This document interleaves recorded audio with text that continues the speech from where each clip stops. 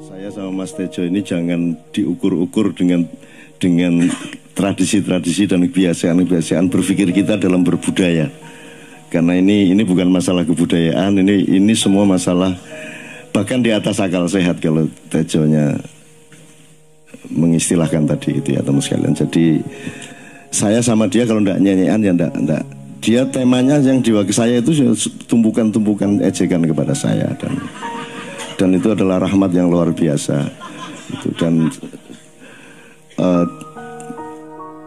dia tidak sholat segala macam, saya tidak membuat saya merendahkan dia atau membuat saya menjadi agak kurang dekat dengan dia, tidak juga, karena itu Allah punya gitu loh. Dan Allah itu terserah-serah dia. Karena Allah itu maha menghisab. Karena makanya matematika itu ilmu paling murni, paling suci itu karena urusan agama nomor satu itu hisab. Iya toh? Nomor satu itu hisab. Dan hisab, yang menghisab itu Allah, bukan kita, bukan ustadz, bukan kiai, bukan siapa-siapa. Dan Allah pernah mengatakan, saya kira di sini aja yang cerita mengenai orang Badui terakhir ya, orang Badui keliling Ka'bah. Dia mengucapkan ya Karim, ya Karim, ya Karim, ya Karim. Terus ada laki-laki di belakangnya tawaf juga dan mengucapkan ya Karim, ya Karim, ya Karim, ya Karim, ya Karim. Sampai akhirnya si orang Badui ini noleh, kamu ngapain kok niru-niruin saya? Terus laki-laki itu bilang, lu saya nggak niru-niruin kamu. Saya memang ingin mengucapkan zikir ya Karim, ya Karim.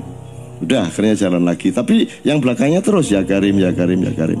Akhirnya marah ini si Badui. Badui bilang, kalau kamu niru-niruin saya terus nanti saya kasih tahukan kepada Muhammad kamu. Orang yang paling saya imani, orang yang paling saya cintai, orang yang paling saya percaya, orang yang paling membuat hidup saya sangat hidup. Itu Muhammad namanya. Terus orang di belakangnya bilang, kamu sudah ketemu Muhammad belum? Belum. Saya sudah keliling-keliling di Mekah tadi belum tahu di mana Muhammad. Akhirnya saya muter-muter di Ka'bah ini. Terus Rasulullah kurang pinter acting kayak Tejo. Kalau seandainya yang di belakangnya itu Tejo kan pasti diperpanjang-panjang itu. Tapi Rasulullah tidak tahan saking cintanya kepada orang itu. Akhirnya dia mengatakan, ya Arab, akulah Muhammad yang kau cari. Wah, akhirnya si Arab ini, si Badui ini memeluk Muhammad sedemikian rupa. Terus tiba-tiba Jibril datang disuruh Allah. Ya Muhammad, Allah yuballigh assalam ilaik. Allah menyampaikan salam kepadamu. Oh ya, waalaikumsalam warahmatullahi wabarakatuh. Kuis tahu salam-salaman karo Gusti Allah. Lewat pasar, assalamualaikum. Terus niku waalaikumsalam, kan ono tulisan di langit. Asik tuh kan. Asik lagi.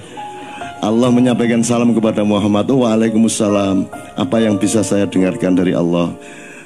Allah menitipkan pesan, katakan kepada Yahudi itu. Apa dia pikir kalau dia menzikirkan ya Karim, ya Karim, ya Karim, wahai yang maha mulia, wahai yang maha santun, apakah lantas dipikir aku tidak menghitung dosa-dosanya? Kata Allah melalui Jibril lewat Muhammad dikatakan kepada Badui. Allah mengatakan kepadamu, apakah kamu pikir kalau kamu wiridan ya Karim sambil mengelilingi rumahnya Allah, lantas Allah tidak menghitung dosa-dosamu? Si Badui marah aja kayak konjo.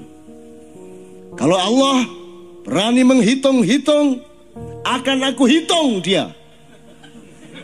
Wani-wani ngitung tak hitung genti kon ya. Itu Muhammad kaget toh, wah iki arek situ bondo ya. Muhammad kaget. Jibril juga langsung menyampaikan kepada Allah. Terus Allah mengatakan, katakan kepada Badui, bagaimana mungkin dia menghitung-hitung saya, kata Allah. Terus Muhammad menyampaikan, wahai Badui, bagaimana kau menghitung Allah? Allah yang menghitung kamu. Terus Badui menjawab, kalau Allah berani menghitung dosa saya, aku akan menghitung ampunannya. Kalau Allah berani menghitung kekhilafan dan kekeliruan saya dan ngawur-ngawurnya ngomongnya saya, aku akan hitung permakluman dan kedermawanan dia kepada saya. Coba seimbang apa tidak? Aku yakin permakluman dan ampunan Allah akan lebih melimpah-limpah dari kesalahan saya. Gitu. Gitu ya. Jadi mulai metu oma. Ayo wani-wani ngitung. Wani-wani ngitung tak hitung ganti kan. Ya. Terus tahu nggak jawaban Allah? Jibril, katakan kepada Muhammad untuk dikatakan kepada Badui itu. Wahai Badui, kamu tidak perlu menghitung-hitung Allah, karena aku juga tidak akan menghitung-hitung dosamu. Wah, coba. Jadi kalau itu berlaku untuk Tejo kan sembahyang gak sembahyang beres toh? Iya lah, beres. Ya kita doakan aja, amin ya robbal alamin itu ya. Enggak gitu, konteksnya enggak gitu ya. Enggak. Gini loh. Aku ngomong gitu konteksnya supaya kalian nggak nyangka bahwa aku ini sholat itu. Aku nggak bener agamaku itu aja. Oke, bagus. Ini seperti Weldo. Anda pernah kapan-kapan Weldo tak suruh ke sini. Weldo itu teman kita dulu jamaah Al-Falah Surabaya. Kemudian dia memberontak karena dia seperti dia ini tanya macam-macam dan kiainya marah. Seharusnya kan menjelaskan dengan arif, tapi marah. Makanya Weldo itu sekarang berpenampilan kayak wayang. Bener-bener ini ditato, tidak pakai baju kayak gini, tapi pakai pakaian wayang sehari-hari. Ininya udah pokoknya Anda nggak paham ngelihat dia. Bagaimana dia bisa tahan hidup seperti itu, krempiang, nggak pakai kaos, nggak pakai apa, terus sudah sampai bawahnya dia pakai seperti itu. Dan saya tanya waktu Ma'iyahan di Surabaya, di Bali, Bung Weldo, saya kagum sama Anda. Karena saya tidak bisa menemukan satu orang pun di dunia ini, baik dia manusia biasa, tokoh, bahkan Nabi dan Rasul, tidak saya temukan yang berani tampil kayak Anda, saya bilang gitu. Bayangkan Megawati pakaian kayak awakmu ngono. Wis gak ono wong wani. Cuman saya ingin Anda teman-teman ini memahami kenapa Anda berpakaian seperti ini. Jawabannya seperti Tejo. Persis. Karena saya ingin semua orang yang ketemu saya menyangka saya adalah orang yang tidak baik. Karena saya ingin orang yang ketemu saya, mereka tidak berpikir bahwa saya itu sholat tiap hari. Ini saya terpaksa menjawab karena ditanya oleh Cak Nun gitu kan. Gitu. Jadi Tejo itu ya sejajar sama Weldo tadi lah. Gitu.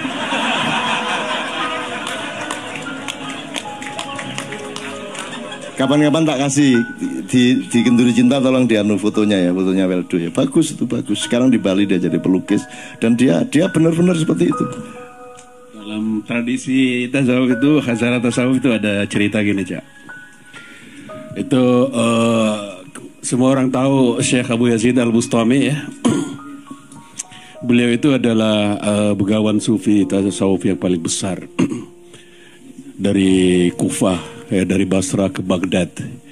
Jadi setiap kali dia masuk ke kota Baghdad itu misalkan ada khalifah lagi kumpul-kumpul ini dengan rakyatnya, terus mendengarkan Syekh Abu Yazid Al-Bustami datang, itu majelisnya raja khalifah itu akan kosong, kemudian berkumpul ke Syekh Abu Yazid Al-Bustami.